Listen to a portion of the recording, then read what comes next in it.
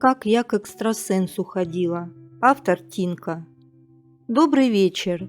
Так исторически сложилось, что окружают меня люди с паранормальными способностями. Или это они так считают. Не то чтобы я их специально разыскиваю. Просто в какой-то момент общения выясняется. Подруга, с которой более 10 лет дружим, призналась, что практикует шепотки. Другая подруга с детства обнаружила у себя способность к ясновидению. Коллега по работе, теперь уже бывшая коллега, на кофе и картах гадает. Учительница по физике в 6 классе. И то как-то призналась, что ведьма. Несмотря на мое окружение, всего 2 раза обращалась к ведающим людям. Не потому, что не верю или неинтересно, просто боюсь, что плохое что-то узнаю. Первый раз было в далеком детстве с мамой. К Шуване ходила. О втором случае пойдет речь. Было мне тогда чуть больше 20 лет. Новая работа, взаимная любовь, весна в голове и в душе.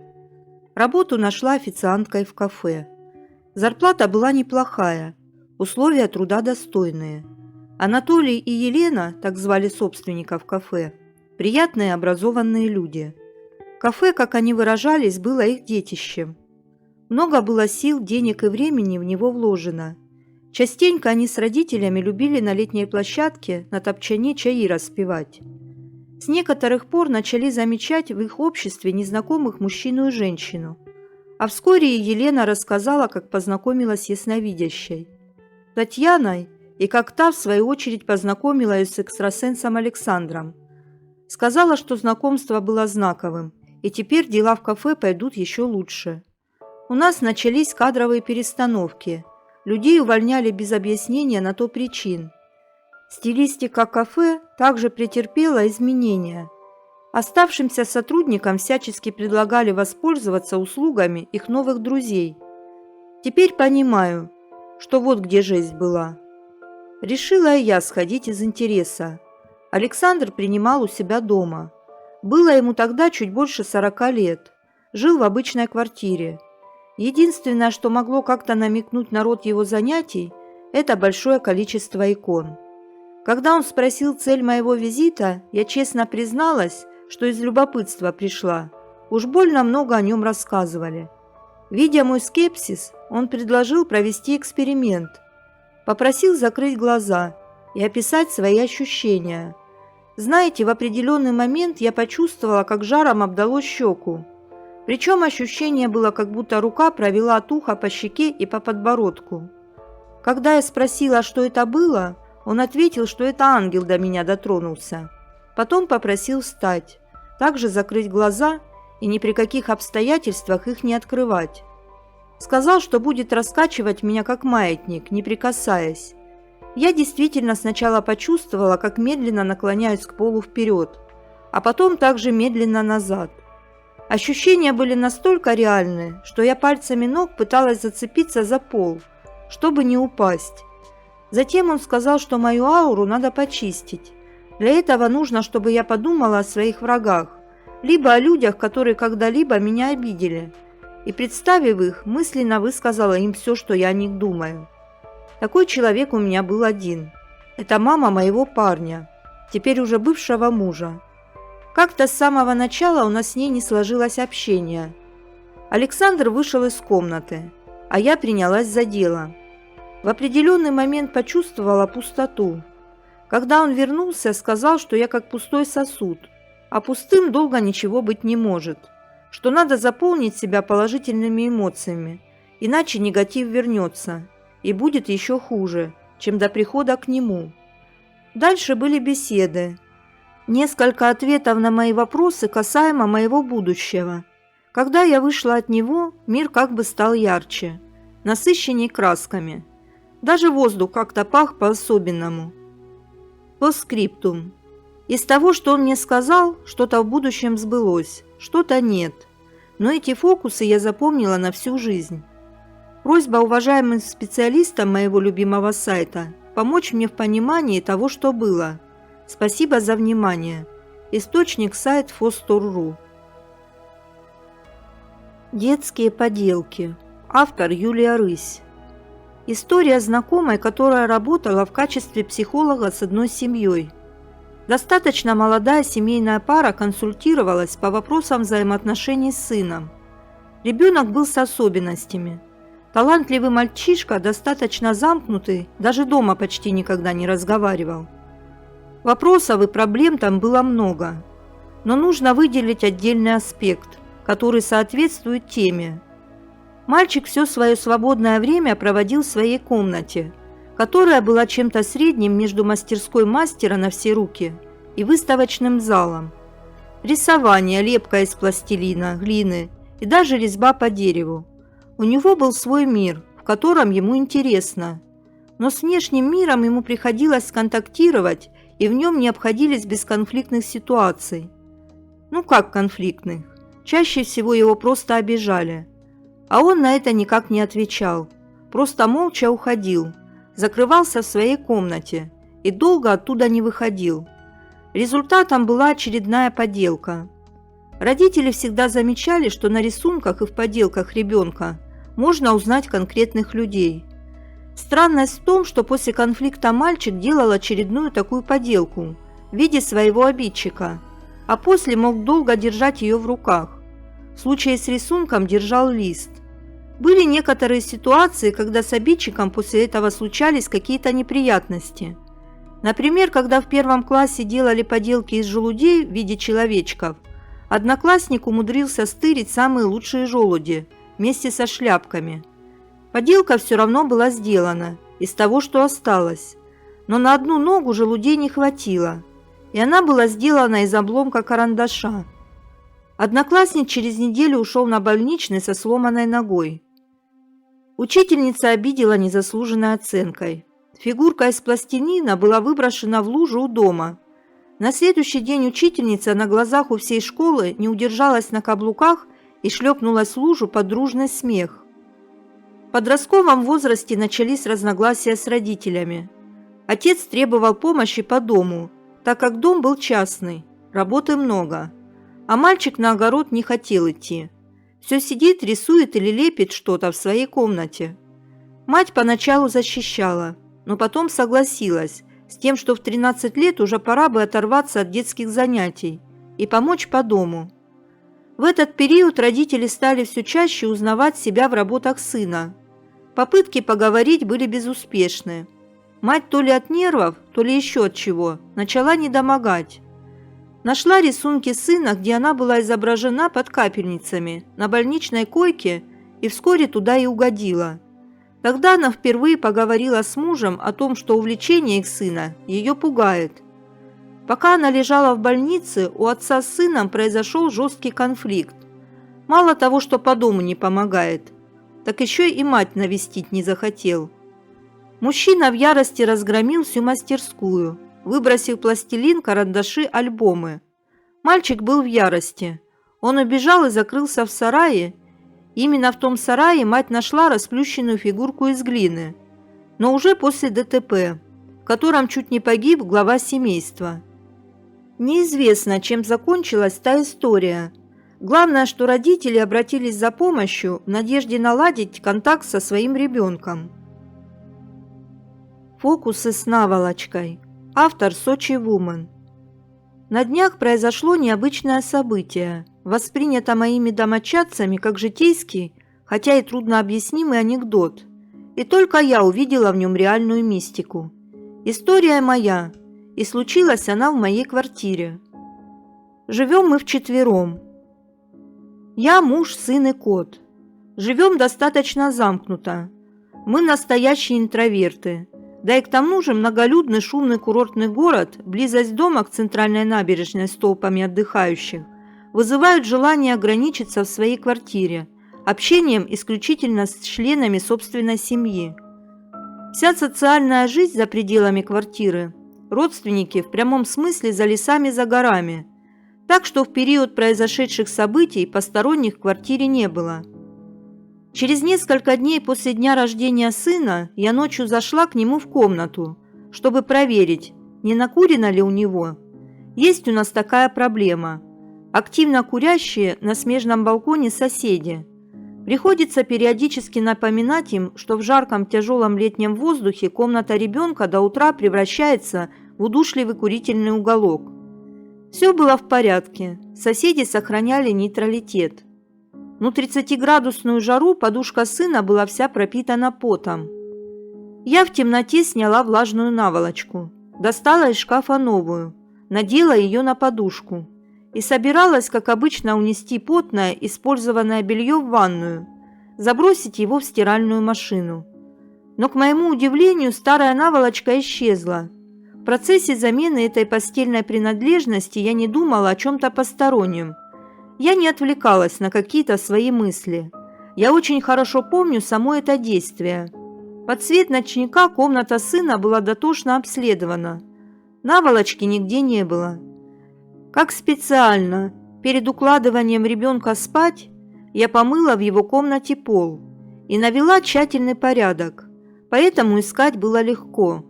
Заглянула везде, но ни в комнате сына, ни в ванной, ни в других местах в квартире наволочки не нашлось.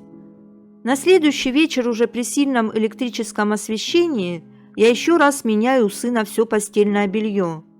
У моего ребенка есть некоторые проблемы, связанные со здоровьем кожи и подкожной клетчатки, поэтому я стараюсь поддерживать в квартире идеальный порядок и чистоту. Итак, я снимаю наволочку, надетую прошлой ночью, даю подушке немного проветриться, выбираю следующую наволочку, надеваю ее. Все стандартно. Второй вечер, тот же набор действий. И под снятой наволочкой обнаруживается та пропавшая позапрошлой ночью. Надета на подушку, как ни в чем не бывало.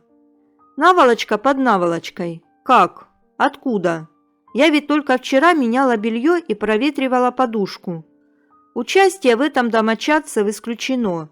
И муж и сын – люди крайне далекие от домашнего хозяйства. Муж собственную постель не помнит, когда застилал или расстилал в последний раз. Шутка? Не может быть, никому про этот случай не рассказывала. К тому же на мои вопросы домочадцы искренне ответили, что с подушкой и бельем никаких манипуляций не производили. Привыкли, что у них мама для этого есть. В своих действиях уверена на 100%. Галлюцинаций никогда не имела. Вот такая история. Сон в новогоднюю ночь. Автор Тинка. Доброй ночи. Немного предыстории. Это был второй Новый год, который мы праздновали в новом доме. Праздник праздником, а день был рабочий. В обед нас поздравило руководство, был фуршет, подарки. Несмотря на то, что уже что-то было приготовлено и куплено на стол, много еще чего оставалось доделать. Когда сели за стол, шампанское и чувство выполненного долга меня разморили окончательно. До переезда мы жили в квартире, и после боя курантов было традицией поорать с окна, пожелав всем счастья в новом году. А тут частный сектор. Выбежали с дочкой на улицу посмотреть фейерверк. На тот момент у нас было 2 кота. Один с нами переехал, Пушарик, а второй от соседей перебежал, Кузя. В прошлом году перед фейерверком котов закрывали в ванной комнате, а в этом в суете дня забыли. Когда начали обмениваться подарками, а котам я тоже покупаю подарки, обнаружила, что моего квартирного кота нет. К испорченному настроению по собственной глупости еще и дождь со снегом пошел.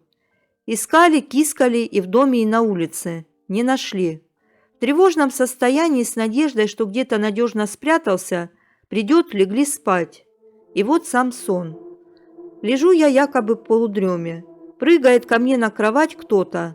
Открываю глаза, вижу, что не мой кот, а белая кошка с красивыми голубыми глазами. Потом еще одна, рыжая. Причем я точно знаю, что это кошки. Та, что белая, молоденькая, а рыжая старая кошка. Ложатся по бокам от меня. Несмотря на мое недоумение, от кошек идет такое спокойствие и ощущение заботы. Мой разум мне твердит, что 2 котов нам достаточно. Больше мы никого оставлять у себя не будем. Надо встать и посмотреть, пришел ли мой кот. А еще у меня железное правило. Если проснулась посреди ночи, не по нужде, значит не просто так. Надо проверить дом, как спит дочь. Но это тема для отдельной истории. Я встаю и, как бы паря в воздухе, заплываю в комнату дочери. Вижу в деталях обстановку, как елка переливается огоньками. Поправляю ей одеяло.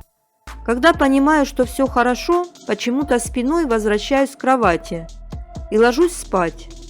Кошки лежат рядом. Собираюсь закрыть глаза. И вижу, как из комнаты дочери в сторону кухни проплывает мимо меня старуха. Комнаты паровозом расположены. Лица деталей не вижу, кроме косынки на голове. Она как темное пятно на фоне всего остального. Проплывая, она мне говорит: «Вставай, иди, там твой кот пришел». Неужели ты его не слышишь?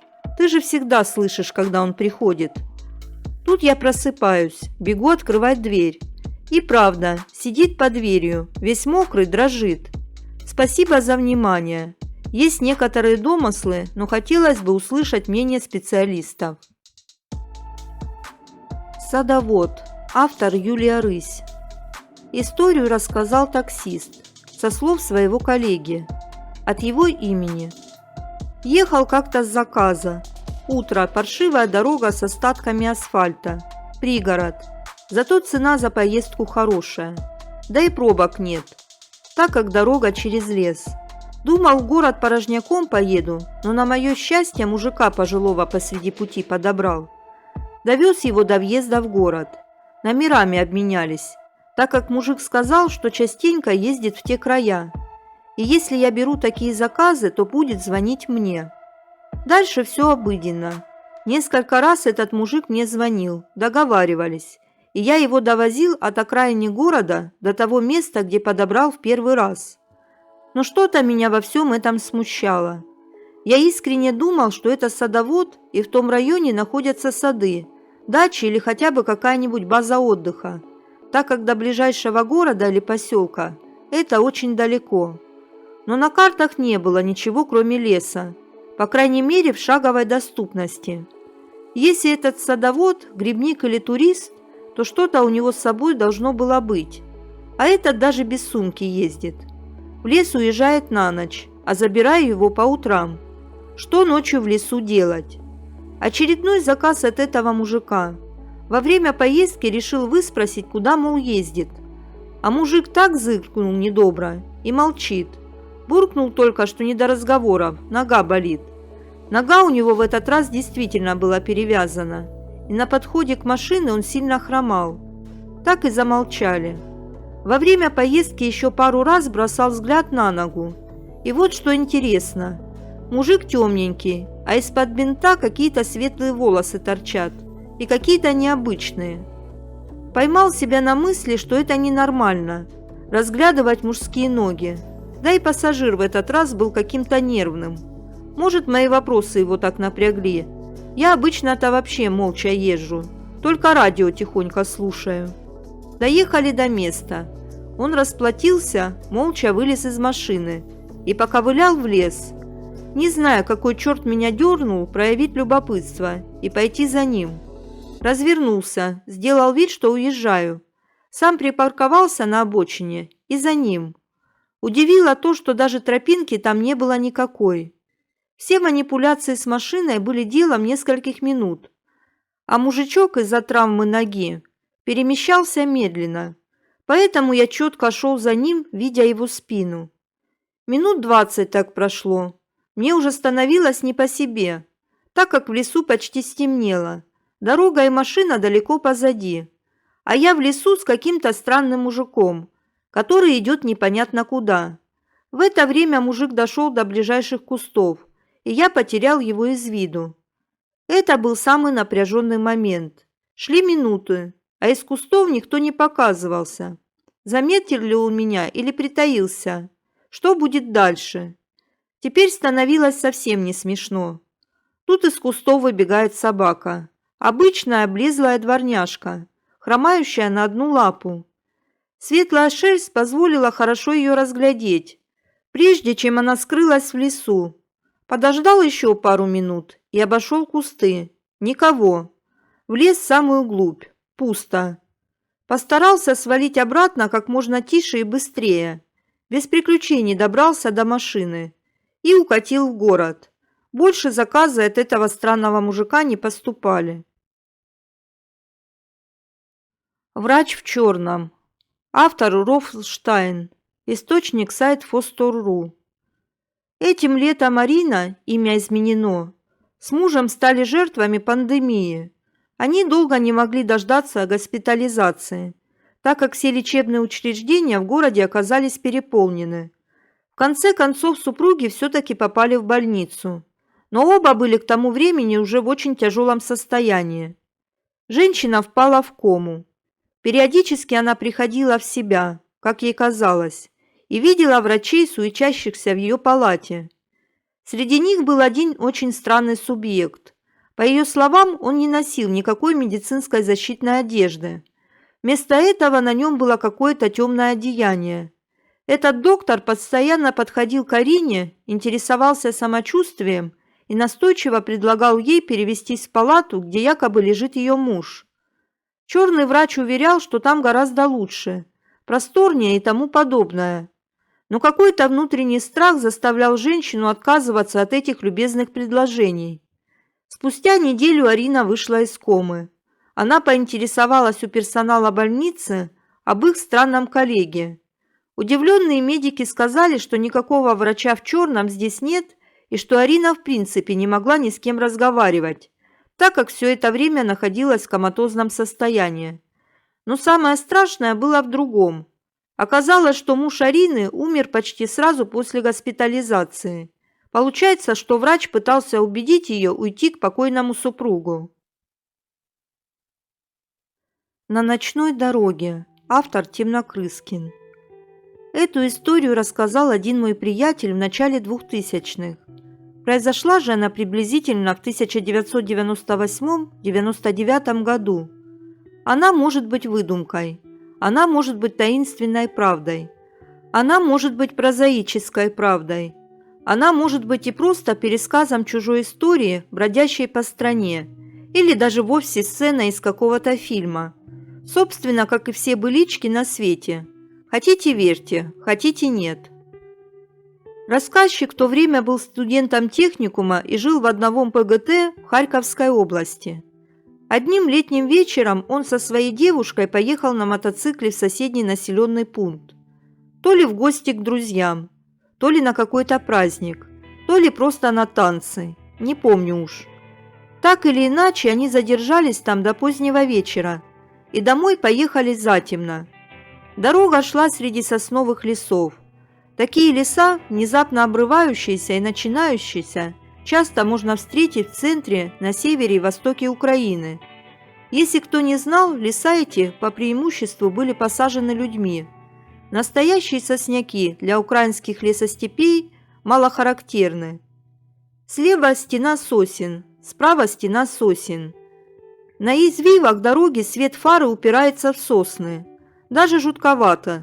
Кажется, что так можно бесконечно ехать среди одинаковых сосен. Наконец, по левую руку лесопосадка закончилась. Открылось поле под звездным небом. И тут-то мотоцикл и заглох. Даже фара погасла. Рассказчик и его спутница оказались в темноте. Только звезды и луна на небе. Да вдалеке за полем огоньки какого-то поселка. Тишина. Попытки завести мотоцикл были безуспешны. Стало жутко. Вспомнились фильмы про пришельцев, колдовство и прочую чертовщину. Рассказчик слез с седла, склонился к мотору. Да только темно, ничего не разглядеть. Фонаря с собой не взяли. Пробовал спичкой осветить. Куда там? И тут девушка тихо ахнула. Герой наш тоже обернулся к дороге, увидев краем глаза какое-то движение. В нескольких метрах перед ними пронеслось совершенно беззвучно животное, похожее не то на волка, не то на крупную собаку, почти с теленка ростом. Окрас вроде бы был черным, хотя мог просто показаться таким из-за темноты. Зверь выбежал из леса, пересек дорогу и помчался куда-то в сторону поселка. Через пару секунд пробежало еще одно такое же животное. Какое-то время парень с девушкой пребывали в оцепенении от испуга. Затем рассказчик, очнувшись, прыгнул в седло и начал бешено жать на газ. Мотоцикл к его великому облегчению ожил. До родного поселка неслись как ненормальные. Парень рассказывал об этом случае ярко и искренне, будто и действительно вспоминал былой испуг. Впрочем, так рассказывают все рассказчики быличек. Нянечка. Автор Юлия Рысь. Наша соседка всю жизнь проработала в детском саду нянечкой. Сама ходила в этот детский сад и помню соседку Анастасию Петровну, как очень добрую, улыбчивую женщину. Она всегда была весела, активна и выглядела моложе своих лет. Несмотря на свою красоту, всю жизнь прожила одна. Она была очень ласкова к детям. Всегда пожалеет, обнимет, по голове погладит. Случилось однажды так, что я коленку на прогулке разбила и сильно ревела. Анастасия Петровна меня долго успокаивала, но когда она меня гладила и обнимала, я чувствовала какой-то странный холод, будто ее руки вытягивают из меня тепло. Домой пришла уставшая и подавленная. Родители подумали, что это из-за происшествия с коленкой. Прошло много лет. Я сама стала мамой, а наша соседка после выхода на пенсию все так же нянчилась с детьми, но уже в частном режиме. Надеясь на ее многолетний опыт, соседи частенько просили ее присмотреть за детишками. Так и мне однажды пришлось оставить дочурку у Анастасии Петровны, так как вечером срочно нужно было уехать на работу. Садик уже закрыт, а муж на сутках. Каково же было мое удивление, когда дочка потом описала то же самое ощущение холода, которое идет от старушки. Дочка, просидев с Анастасией Петровной чуть больше часа за чтением книги, выглядела так, будто она все это время бегала вокруг дома. Больше дочку с соседкой я не оставляла. Позже наблюдала ситуацию, как молодая мамочка оставила коляску с малышом под присмотром Анастасии Петровны. Пожилая соседка положила руку поверх одеялка и простояла так, не шевелясь, до прихода мамочки-малыша. Позже этот малыш начал страдать от какого-то хронического заболевания, которое раньше не проявлялось. Смерть тети. Автор Лори Лин. Источник сайт Фостор.ру. Это была уже очень взрослая женщина, старше моей матери точно. Не то 37-го, не то 38-го года рождения. Больная диабетом и кучей сопутствующих болячек. Когда-то очень давно она была замужем, выходила по огромной безумной любви, родившейся из детской дружбы. Но ее муж умер, а ребенка заспала свекровь, имевшая привычку брать кроху к себе в постель, когда тот плакал.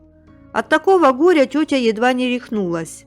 И рехнулась бы, если бы не ее близкий друг, который вытащил ее из этого состояния и помог переехать в другой город. Там она вышла замуж повторно, а спустя 20 лет она вернулась в наш небольшой городок с мужем и уже взрослой дочкой. Дочка ее и досматривала. Это была предыстория. История случилась за день до смерти тети. По словам дочки, подозвала она ее и сказала, что за ней пришли муж, первый с сыночком. Очень радовалась. Велела дочери себя искупать, переодеть чистое и перестелить постель. Показала нычку золота, которое для нее собирала. А напоследок попросила похоронить ее не со вторым мужем, а с первым рядом. А это надо было в горы ехать, на сельское старое кладбище. Ну, дочка успокоила ее как могла. Правда, все сделала, что было спрошено. А утром следующего дня мать уже не реагировала на окружающий мир, только улыбалась и смотрела в угол. Так и отошла с радостной улыбкой. Хоронят у нас сразу, до заката, потому омыли, обрядили и повезли хоронить на ближнее кладбище, где был похоронен второй муж. Дочка так решила, чтобы не гонять людей по пеклу, ехать около 3 часов в горы. Машина заглохла на выезде со двора. Кое-как завели, выехали на улицу. Едут, из-за угла вылетает на полной скорости Бэха и таранит машину с покойницей. Хорошо не погиб никто. Нашли машину, переложили тетю, повезли дальше. До перекрестка доехали, заглохла машина намертво. Тут уже даже мулла, который читал над мертвой, позвонил дочери и спросил, почему все так сложно. Ну, она и призналась, что мать просила ее схоронить рядом с первым мужем и ребенком. На что мулла ее как следует отругал и велел шоферу везти покойную, куда было указано. Больше машина не ломалась, доехали чисто. А самое интересное оказалось, когда приехали обратно. Дороги в горах не очень хорошие. До селения, в котором упокоилась тетя, ехать было не только долго, но и по каменистой, очень худой дороге. Так что шофер ждал полного износа покрышек и необходимости замены. Но к его огромному изумлению покрышки совершенно не пострадали, и менять их не пришлось. Этот шофер человек очень бывалый. Старый, опытный таксирюга, давно промышляющий извозом, в том числе в горы. Сегодня утром сестра позвонила мне и сказала, что приснилась ей мать, довольная, счастливая и очень молодая, с потрясающе красивым мужчиной и маленьким мальчиком. Благословила ее и поблагодарила, что в конце концов решила она отпустить ее к мужу и сыну. Сестра уверена, что теперь ее мать счастлива наконец после стольких лет. Сдвиги реальности. Автор Георгий Тымнетагин. Источник сайт ВКонтакте. Я уже пару лет читаю сайт, и попадались мне истории о сдвигах реальности, ложных воспоминаниях, появлении и исчезновении предметов. Эти истории произвели на меня очень сильное впечатление, тем более, что нечто подобное я наблюдала в своей жизни, но как-то объяснила и не задумывалась. А тут встретила один из возможных вариантов объяснения. Автор его мне симпатичен и вызывает уважение, поэтому осмелюсь предложить мнение одного шамана. У меня была машина, необычная, чем-то напоминала старый Форд выпуска 50-60-х годов, но с правым рулем и коробкой автомат. А еще у нее был откидывающийся верх, который превращал ее в кабриолет. Она была тесноватая, в нее помещалось лишь 4 человека, но при этом она обладала очень неплохими техническими характеристиками. Вдобавок она была экономичная и очень легкая. Ее можно было легко сдвинуть вдвоем. Я ездил на ней несколько месяцев, знал о ней все и очень гордился ее необычайным ретро-видом, который привлекал внимание и неподдельный интерес окружающих. И вдруг она пропала. Пропала мгновенно. Вчера еще стояла возле моего дома, а на утро следующего дня ее уже не было. Я вначале ошалел от негодования, был в недоумении. Кто мог угнать такую необычную, можно сказать, эксклюзивную машину в маленьком городе, про который говорят, что он спит под одним одеялом? Бросился на поиски, и тут столкнулся со странным. Все мои близкие друзья и знакомые вообще ничего не слышали об этой машине. Вообще ничего. Когда я взахлеб им рассказывала о случившемся, они сочувственно кивали и начинали задавать неуместные вопросы, суть которых сводилась к тому, что они впервые слышат о том, что у меня была подобная машина. «Ну как же», – вопрошал я их, – «неужели не помните? Черная с мягким верхом, напоминавшая образец авто середины годов прошлого века. Но я же на ней гонял по городу. Вы еще удивлялись необычности ее дизайна». Они не помнили ничего. Я полез в интернет, чтобы найти аналог этой машины. Перерыл кучу сайтов, торговавших машинами. Ни на одном из них не встретил даже подобия того автомобиля, который был у меня. Перебрал все документы, хранившиеся у меня в отдельной шкатулке. Там было многое, но не было даже намека на документы, которые бы свидетельствовали о том, что у меня такая машина была. Несколько недель я занимался безрезультативными поисками любых зацепок, которые могли бы хоть как-то утвердить меня в мысли, что эта машина существовала в действительности. Но их не было. Была только четкая и ясная память о кожаных сиденьях, темном стильном салоне, оборотистом движке и разных других деталях. Но самой машины не было нигде. Ее словно стерли из этого слоя реальности. В конце концов я смирился с потерей и прекратил поиски. но заноза в душе и мозгу осталась. Со временем я стал замечать другие похожие моменты из своей жизни. Вдруг оказалось, что я совершенно не помню определенного временного промежутка своей жизни из 70-х годов. Кроме года я не мог вспомнить ни одного значимого события. В 74-м, 75-м, 77-м, 79-х годах. Вообще ничего. Например, 1980 год помню в мельчайших подробностях. 72-й и 73-й тоже. Помню очень хорошо 60-е. Могу подробно описать чуть ли не каждый день своей жизни тех лет. А вот в 70-х целая череда лакун и белых пятен. Потом начали бросаться в глаза архитектурные несуразности, которые встречались мне в разных городах. Вдруг среди единого архитектурного ансамбля появлялось здание без каких-то опознавательных табличек, которое выглядело среди остальных словно негр в толпе белых людей. Или наоборот. Странные церкви, странные крепости, странные дома и мосты. И тут пошла потоком информация от Елены Диваевой и Фарида Бикчантаева о том, что мир, в котором мы живем, результат склейки разных времен и пластов реальности, что наш слой искусственен и матричен, что этой реальностью управляют не монархи и президенты, а существа иного образа и даже природы. Так начался новый этап познания мира, в котором волею судеб оказался я и мои друзья, и все вы. А тут еще и квантовый переход, который вывел нашу планету на принципиально иной уровень, который нам еще только предстоит познать, осмыслить и научиться жить в нем.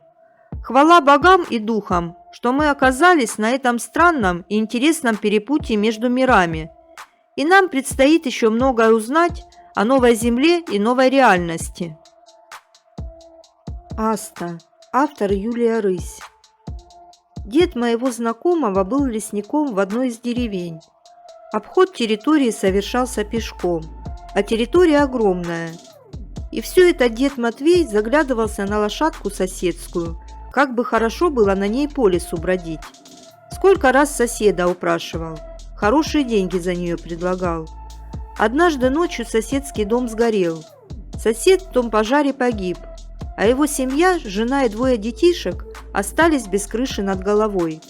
Из ценностей осталось только то, что в сарае было. Вещи кое-какие да скотина. Самым ценным была та самая лошадка, Аста.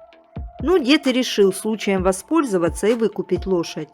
Причем по дешевке, зная, что бабе с таким хозяйством не справится. Деревенские его, конечно, осудили, мол, на чужом горе нажился. Но каждый сам за себя. Лошадь долго к нему привыкнуть не могла, да и он с ней не церемонился особо. Между кнутом и пряником всегда кнут. Через неделю он уже на ней угодья объезжал. Однажды приехал с обхода и бабке рассказывал, мол, ехал по лесу и услышал, как из чащи лошадь кто-то зовет по имени. А она уши навострила и туда. Еле удержал, отстегал знатно. Однажды, напившись, поехал дед в поле кататься, а после утверждал, что лошадь его скинула и в лес удрала. А когда нашел, то увидел, как она рядом с мужиком стоит, ласкается. А мужик этот, сосед их сгоревший, только обернулся, лошадь погладил и пропал, как в воздухе растворился. Бабка не поверила, спать его уложила, а сама пошла лошадь напоить. А у той на голове сажа. Ровно через год дед с обхода не вернулся. Лошадь одна вернулась, только не домой, а на соседский участок свой сарай.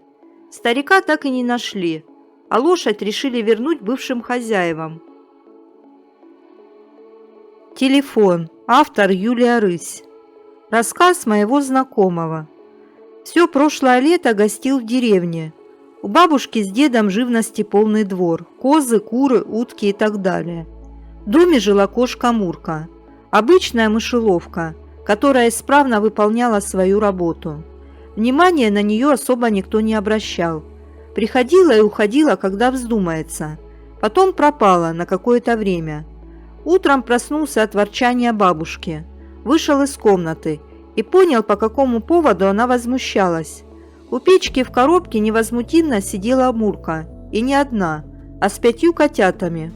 Бабка грозилась утопить, но мы с дедом уговорили оставить, дали обещание, что всех раздадим. Котята подросли, и всем, кроме одного, мы нашли дом.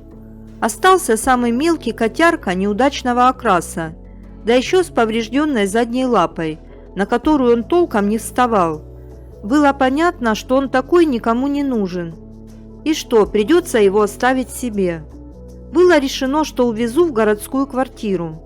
Прошел еще месяц. Котенок уже спокойно выходил на улицу. Ловил, правда, бабочек, а не мышей.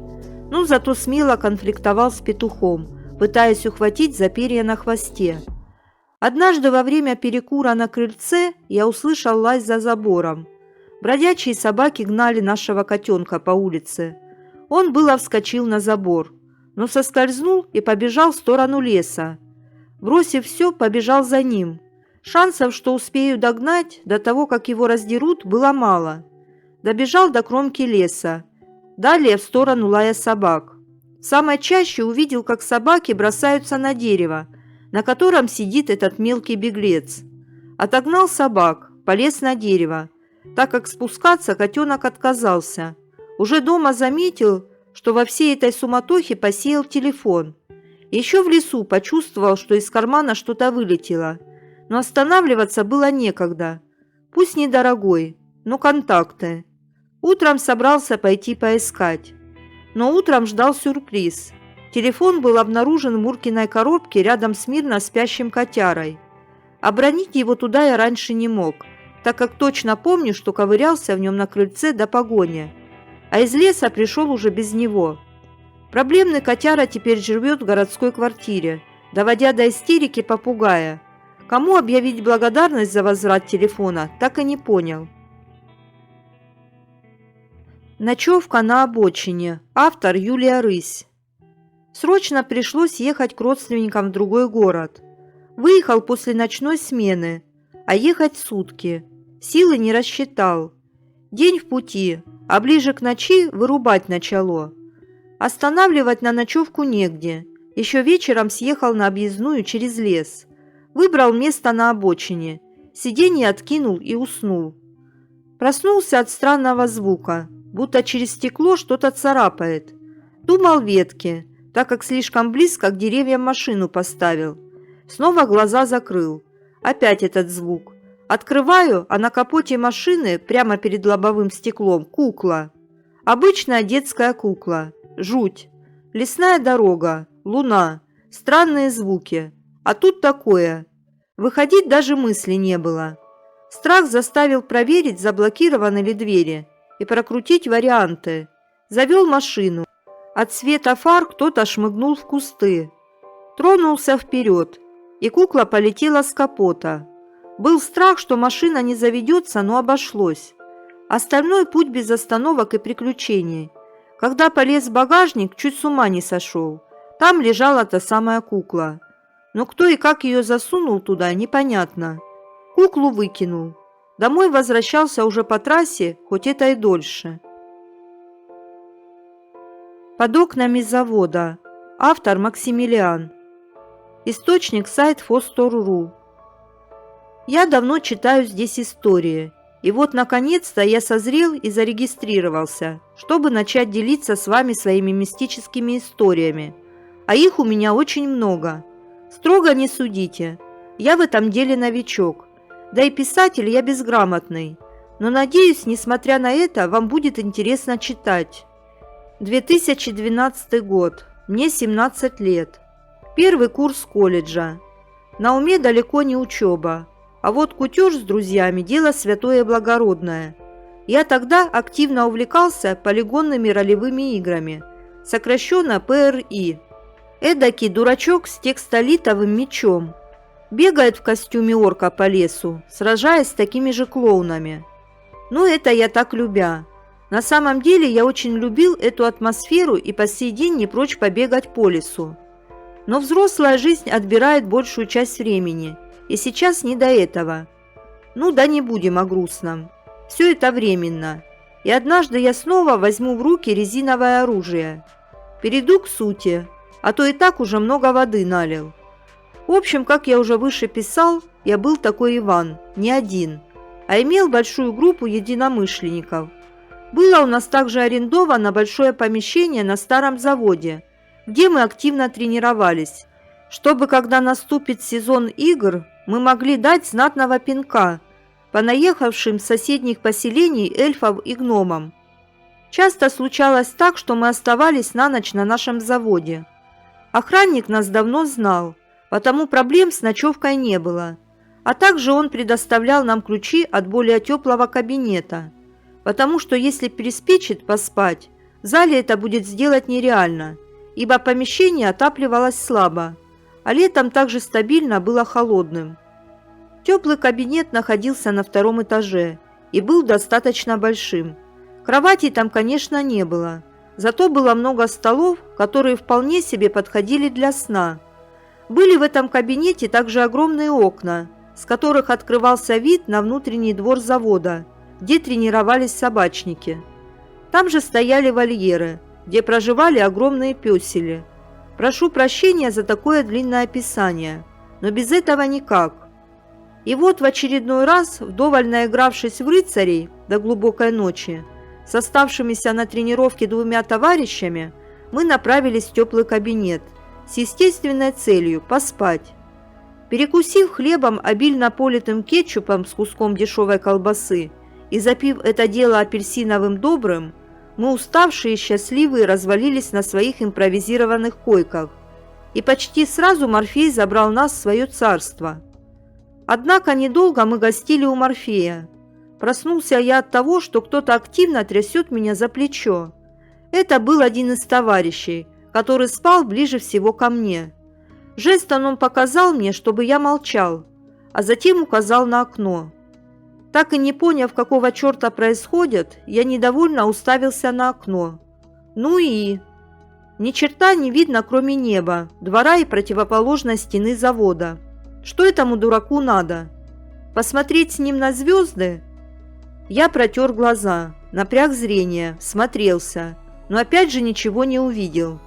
С вопросительным выражением лица я повернулся к товарищу. Тот снова приложил палец к рту и шикнул. Ничего не понимая, я начал вслушиваться в тишину.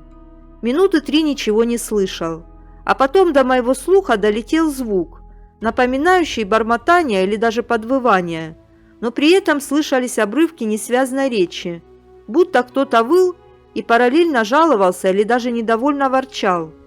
Звук периодически прерывался, будто это делало паузу и ожидало ответа. Еще больше напрягало то, что было его слышно так хорошо, будто мы находились не на 2-м этаже, а на 1-м. Параллельно с этим звуком я различил какой-то свист, но до меня быстро дошло, что это поскуливали 2 огромных пса в вольерах, хотя скулежом это было сложно назвать. Они сипели, они явно были напуганы. Хотя, сказать по правде, я был готов начать поскуливать вместе с ними. Меня сковал страх, настоящий первобытный страх. Я не мог пошевелиться, да и не хотел. У меня даже мысли не было встать и проверить, что там. Все мое подсознание кричало мне об опасности, и я чувствовал, что лучшее решение – сидеть тихо. Я переглядывался с товарищем, и он так же, как и я, был скован и напуган. Кстати, 2-й товарищ мирно сопел в другом углу комнаты, и я ему завидовал в этот момент, больше всего на свете. Я понял, что мне повезло быть разбуженным из-за близкой дистанции от моего первого товарища, но это было уже неважно. В тот момент я боялся, что вот-вот и я увижу, кто там шастает под окнами. Даже сейчас, пока я это пишу, у меня мурашки бегают по телу от этих воспоминаний. Бормотун не умолкал, а позже к этой потрясающей симфонии добавился новый царапающий звук. У него там явно происходила какая-то деятельность. Я сомневаюсь, что оно догадывалось о нашем присутствии, ибо слушали мы эти звуки достаточно долго, но никто в окно к нам не ломился. Я уже сказал, что звук был достаточно громкий, будто бы все это было под окном 1-го этажа, и ожидание, что он заглянет в окошко, было самым страшным. Упырь вел трансляцию еще около часа, а потом звук начал стихать, пока не пропал совсем. Собакины никак себя не проявляли, и даже скулёж прекратился. Мне не было их видно из окна, хотя вольеры просматривались. Прошел еще час после ухода чупакабры, и мы смогли с облегчением выдохнуть. Тело затекло, а сердце наконец-то наладило свой ритм. До самого утра мы не спали, а потом быстро собрались и свалили оттуда. Счастливому спящему товарищу мы потом, конечно, рассказали о том, что происходило, пока он чилил с Морфеем. Но он пожал плечами, пошутил что-то про Голума и забил болт. Мало кто сейчас серьезно относился к этой истории, но это дело каждого. Сам я, конечно, делал много предположений, что это могло было быть. Но все это лишь предположения. Не могу сказать, что я был очень зациклен на происшедшем, да и ночевать я в этом кабинете перестал, хотя первый месяц после все же старался не задерживаться допоздна. Но одно могу сказать точно. Ничего подобного я в своей жизни не слышал. И я не могу объяснить, что это.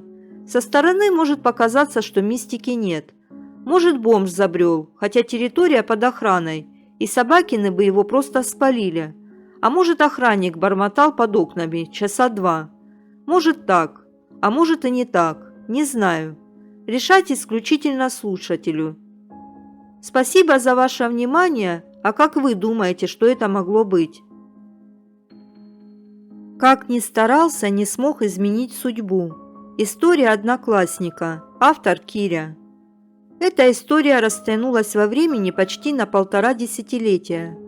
По ее завершении понял, то, что в жизни человеку предначертано, вряд ли удастся избежать. История началась в конце 80-х. А мне она стала известна летом 1995 года. На календаре жаркий июль, была пятница, конец рабочей недели. Я с несколькими приятелями отправился на Кировский пляж, на закате покупаться. Проходим мимо автобусной остановки. Слышу, меня кто-то окликает. Оглянулся, вижу Пахом. Юра Пахоменко, одноклассник. До 8 класса вместе учились. Потом он в ПТУ ушел, а я 10-летку заканчивал. В школе мы с ним друзьями не были. Более того, часто дрались. Пахом был задиристым пацаном. Пользовался тем, что в старших классах училось 2 брата, которые не позволяли обижать младшего. В последней нашей драке победа осталась за мной. 13 лет прошло с тех пор. Юрий сильно изменился. Выглядел значительно старше своих лет. И мне показалось, был очень уставшим. Наша школьная неприязнь забылась. Посыпались стандартные взаимные вопросы. «Как ты, где ты, семья, дети? Видел кого-то из наших?» Я понял, что для ответов понадобится время, и предложил Пахому пойти с нами на берег Иртыша, отдохнуть, покупаться, расслабиться после рабочей недели. Однако он категорически отказался, заявив, что ему нельзя находиться возле воды. Это возражение прозвучало неожиданно резко, но затем Юрка уже спокойно добавил, что рад пообщаться со мной и предложил пройтись по ближайшему парку. Я предупредил своих приятелей, что немного задержусь и присоединюсь к ним позже, а сам с одноклассником отправился на тенистую аллею. Немного прошлись, беседуя, затем расположились на лавочке.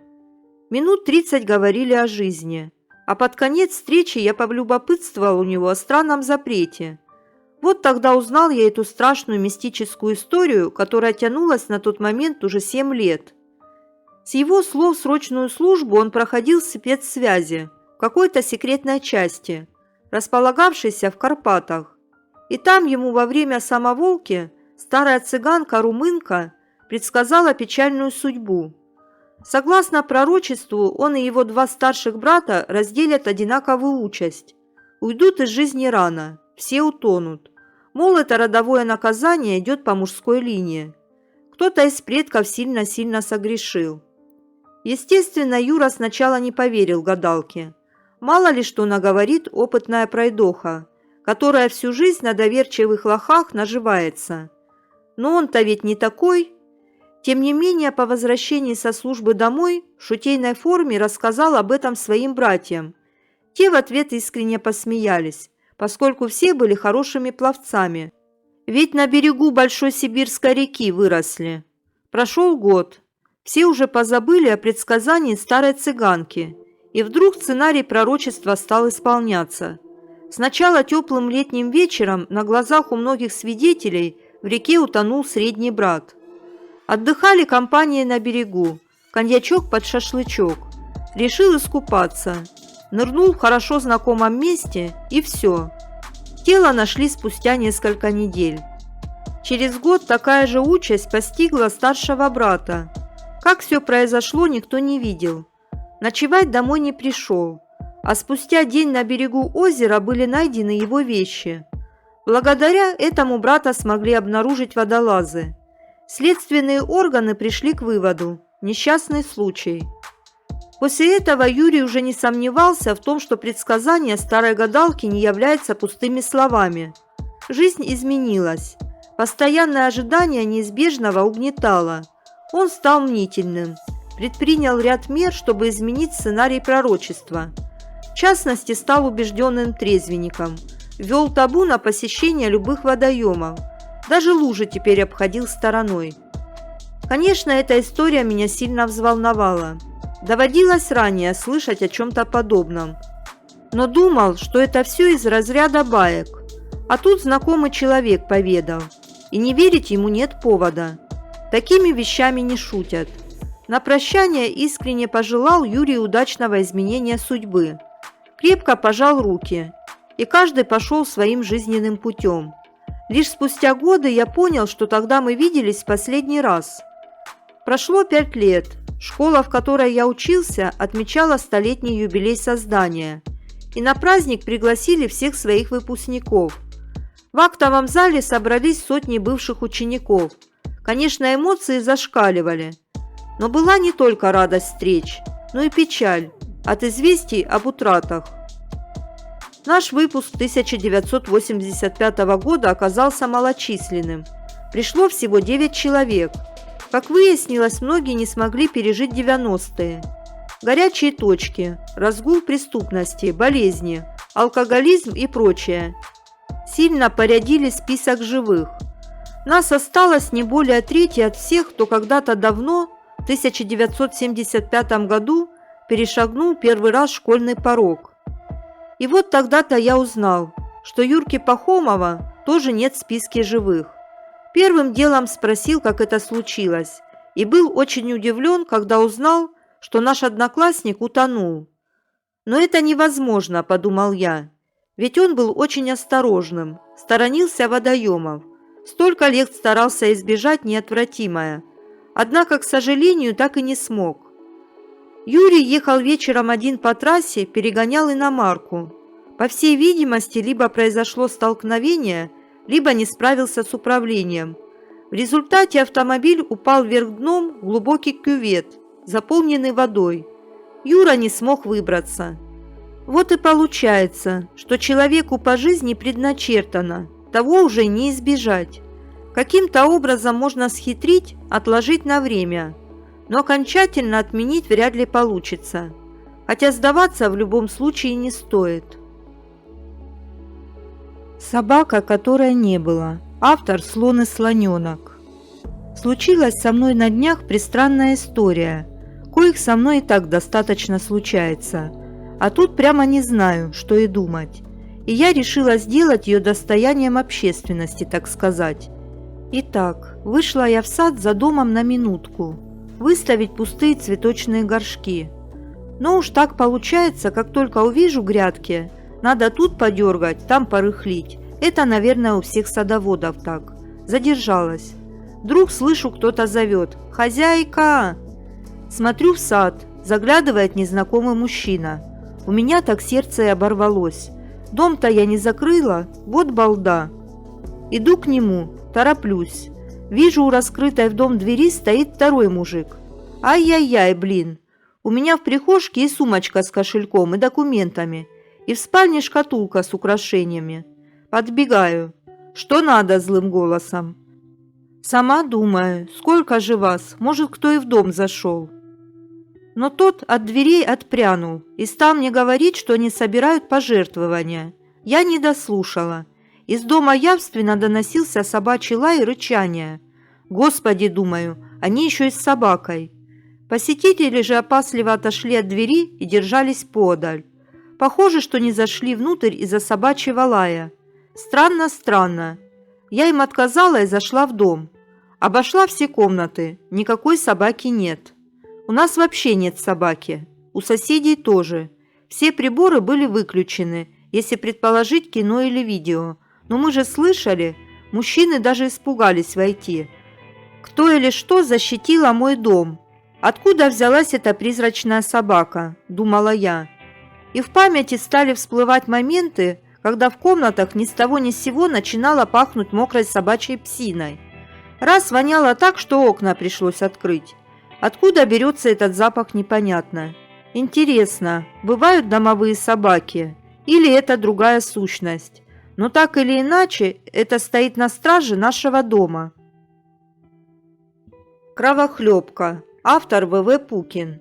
История была ранее размещена мной на литературных сайтах Страшно.com.ua, Фостор.ру, Литсовет.ру. Кровохлебка – это инородное название лекарственного растения, ничего общего с данной историей не имеющего. Сей случай, а вернее череда событий, произошла с очень близкими мне людьми. Я не буду указывать настоящих имен и названий населенных пунктов, а также точных дат, потому что она коснулась многих других людей, у которых я не спросил разрешения на обнародование этой жуткой истории. Рассказ тяжелый, так что просто ради развлечения не читайте. Александр – здоровый рослый парень, отец молодец, имеющий за плечами 2 года службы в СА, молодую жену и 2 малолетних сыновей, но не имеющий собственного жилья, решительно надумал купить свой собственный дом. Сколько уже можно жить в материнской квартире, хоть и трешке, но малометражке, построенной в конце 70-х. Тесно, да и мать с женой кухню никак поделить не могут, постоянно цапаются. Уже подкоплены были свои деньжата, да и отец, который жил в другом городе после развода с матерью, обещал помочь. Жили они в одном из промышленных уральских центров, поэтому дом пришлось смотреть в окраинных районах, больше похожих на деревню, чтобы вписаться в бюджет. Остановились на одном. Дом несколько лет назад в разобранном виде привезли с другого конца области и собрали здесь, на новом месте. То, что хозяева крякнули при очень невнятных обстоятельствах, а дом продают родственники, узнали в самый последний момент, когда часть вещей уже была перевезена, и осталось только передать остаток денег. Хоть бабки, что со стороны Александра, что со стороны Любы, жены, пытались отговорить молодых супругов от покупки злополучного дома, те не послушались. Молодежь ведь не очень осторожничает до поры до времени. Дом купили и стали жить. Часть вещей от прежних хозяев оставили себе. Что-то из мебели, садовый инвентарь во дворе, ну и прочее барахло, которое всегда может пригодиться в частном доме. Своего-то еще не успели нажить на материнских квадратных метрах. Среди мебели были и старое зеркало, складень, как в трильяже, только поменьше и настольное. Его удобно было использовать Любе, наводя красоту. Ставь в любой угол и красься, никому не мешая. Где-то с полгода все было отлично. Люба сама всю жизнь в своем доме жила. А Александр, хоть и городской парень, но к труду приучен, поэтому такая жизнь им нравилась. Главное, сами себе хозяева. Грудному малышу подвесили люльку, которую нашли в сарае. В доме как раз у порога в потолке был верчен маленький железный крюк. На него люльку и прицепили. А что, удобно. И стол кухонный рядом, и коляска под ногами не мешается, полкомнаты загораживая. Заревело дитё, толкнула мама люльку раз, и она сама качается. А ты дальше по хозяйству хлопочешь. Но неожиданно малыш заболел. Чем уж не знаю. Но как-то быстро детка угасла, за месяц, если не раньше. Смысла нет описывать страдания родителей. И так все понятно. Через какое-то время и старший пацан начал жаловаться, что голова болит. Поначалу не обращали внимания, но как-то раз он раньше обычного вернулся с прогулки и говорит: «Мама, а что я с велосипеда падаю? Еду и бах, валюсь на бок. Не могу равновесие удержать». Тогда уж пошли по врачам, но было поздно. Опухоль в мозге у парнишки обнаружили, уже неоперабельную. Через месяц-два и он и умер. За ним сама Люба стала сохнуть. Побежала по бабкам, тем, которые якобы лечат заговорами и прочими подобными манипуляциями. Все, естественно, как одна твердили: порча да порча. Придут к одной, она поколдует, естественно, не за даром. Все, мол, сняла порчу. Тут же идут к другой, а та с порога: порча на вас. В общем, и тут веру и надежду все отбили у людей. Врачи тоже точный диагноз никак поставить не могут.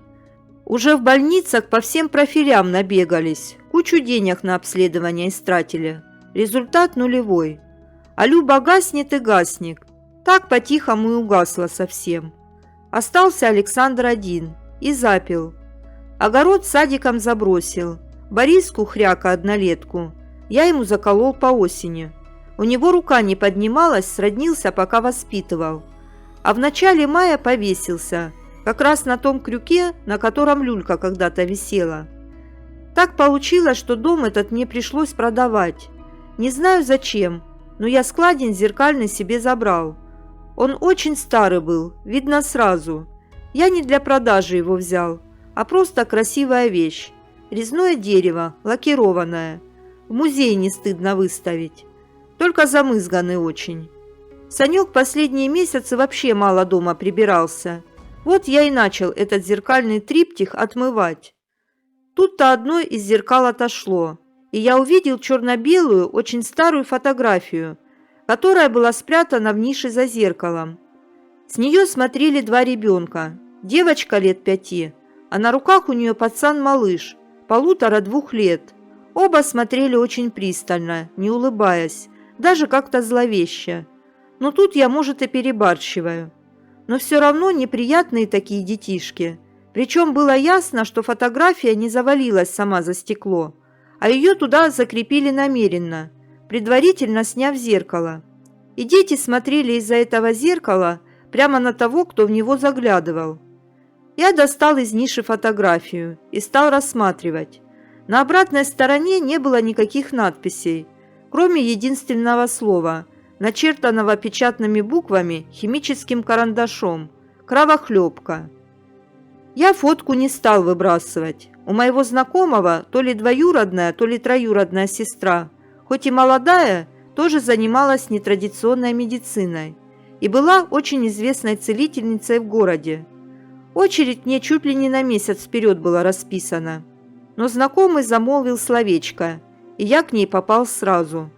Только она меня даже на порог не пустила, а я и фотографию не успел достать. Перед носом дверь захлопнула, ни слова не сказав. Чувствуя себя полным идиотом, звоню знакомому. Мол, так и так, но она и ему ничего внятного не сказала. Не приму, и все тут. Короче, засунул я эту фотографию куда-то в старые документы и отнес в гараж. Там у меня архив домашний был. А потом заболел. Да так, что с жизнью начал прощаться. Все хуже и хуже. Естественно, с врачей начал хождение по мукам. Потом до бабок дошел. К ним в другие города даже ездил. Толку никакого. За полгодика сбросил 20 кг. До этого про Бога и не вспоминал никогда. Только посмеивался над верующими, а тут окрестился. Много еще чего могу порассказать по этому случаю, но то совсем другая тема. Фотку эту обнаружил лет через 15, когда гараж продавал. Случайно из кипы бумаг вывалилась, когда выбрасывал. Тогда я уже в СМИ трудился и знал многих интересных людей, один из которых старый журналист-газетчик, назовем его Андреич. Как раз вел рубрику «Необъяснимое» или что-то в этом роде. Он плотно общался с экстрасенсами, ведунами и прочей нечистью, братьей. Участвовал в их съездах и симпозиумах по всей России. Ему-то я и отдал эту фотографию, чтобы показал ее знающим людям и послушал, что они скажут. Андреич взял фотку и сообщил, что на днях как раз собирался к одному колдуну в гости. Через какое-то время звонит. «Ты, — говорит, — упадешь, когда я расскажу тебе, что колдун мне открыл. Сейчас подъеду, послушаешь». И все, пропал. Через пару дней узнаем, что Андреич попал под машину. Шансов на выживание не было. На этом история с фотографией закончилась, по крайней мере для меня. Больше я ее не видел и не увижу больше, надеюсь.